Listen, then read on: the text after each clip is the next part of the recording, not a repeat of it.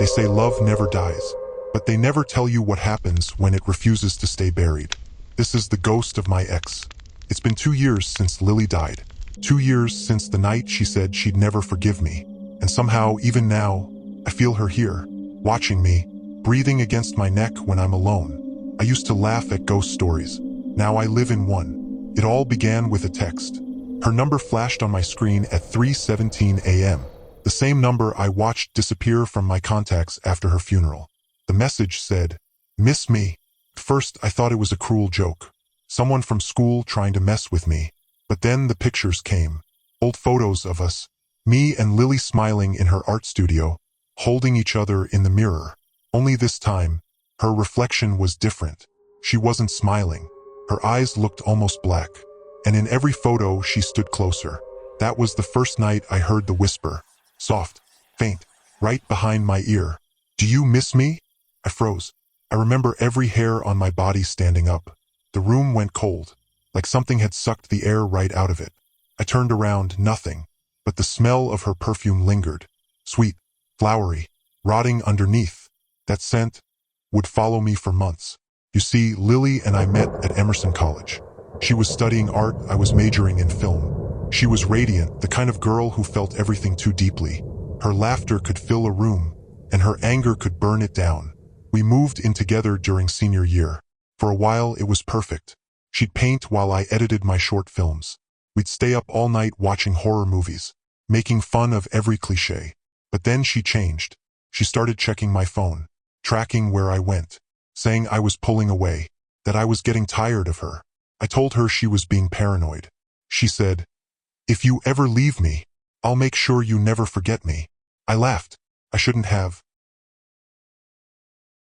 The night she died, we had our worst fight. She found texts between me and my coworker, Emma. They were innocent, just work messages. But in Lily's mind, that was proof I'd betrayed her. She screamed, threw things, cried, told me I'd broken her heart. I left, drove to my friend Mark's place, crashed on his couch. When I came back the next morning, the police were already there. She'd overdosed on sleeping pills and wine. There was a note on the nightstand. "If I can't have your heart in life, I'll take it in death." I couldn't even look at her casket. Her mother blamed me. Her friends did too. Maybe they were right. But what came after wasn't guilt. It was something worse. A month later, I was editing footage for a wedding video. Around 2 a.m., the file glitched. The bride's reflection flickered. And for 1 second, one goddamn second, I saw Lily, standing behind me in the mirror. Her skin was pale gray, her lips blue, and her eyes black as ink. I slammed the laptop shut, but I could still see her in the dark reflection of the screen. "Do you miss me?" Her voice was inside my head. That night, I didn't sleep. And the next day, I smashed the laptop. Didn't help. She started appearing in reflections. TV screens, windows, even puddles. Always behind me. Always smiling that same broken smile.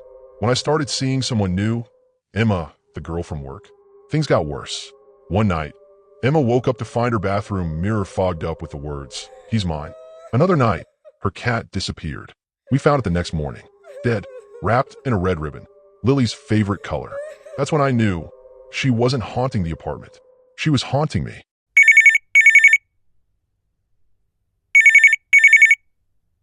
Then a week ago, she called. From her number. I answered. There was silence. Then breathing. Then her voice. Come back to where it ended. I knew what she meant. Our old apartment. It was raining when I drove there. The building had been sold, but no one stayed long. Neighbors said lights turned on by themselves. Paintings bled, and sometimes they heard someone crying inside. When I stepped into the apartment, it was exactly how we'd left it. Dust everywhere. Her paintings still on the wall. Only now, the faces in them were distorted. Each portrait of me had my eyes blacked out, my mouth smeared in red. One painting was new, a canvas I'd never seen before. It showed me in our bed, sleeping, and something crouched over my chest. Her. I turned around. The door had closed by itself. I heard movement, something dragging across the floor. And then, whispering. Not words, just her voice. The same tone she used when she said she loved me. I tried to leave, but my legs wouldn't move. It felt like the air had turned thick, like I was underwater. Then I saw her. She crawled out of the dark hallway. Hair wet, dress torn, eyes hollow. Every movement was wrong, twitching like broken film frames. You came back. I wanted to scream, but all I could do was whisper her name. Lily, you left me alone, she said. Now I'll make sure you never leave again. The lights flickered. Her paintings started bleeding from the frames. I felt something grab my ankle, ice cold. I fell hard. She crawled closer, face twisting between what she was and what she became. You promised forever, she hissed. Forever starts now. Her hand pressed against my chest. I couldn't breathe. It felt like she was reaching through me, pulling something out. I looked down, my reflection in a shard of broken glass. And in it, she was inside me, her face merging with mine. Then darkness. When I woke up, I was lying in my own bed, back in my apartment, morning light leaking through the blinds. For a moment, I thought it was all a dream, until I saw the red ribbon on my pillow, and on the mirror across the room, written in fog, were the words, "I'm home." That was a week ago. Since then, I've been hearing her voice more clearly. Sometimes she hums while I shower. Sometimes she whispers while I edit videos. And sometimes, when I look at my reflection, I don't see me anymore. I see her, smiling, waiting. Maybe this is what she wanted. Maybe this is what I deserve. Because they say love never dies. And if that's true, then maybe I'm already dead. And remember, never promise forever, unless you mean it. Don't forget to subscribe AI Storytelling White ES for more scary videos.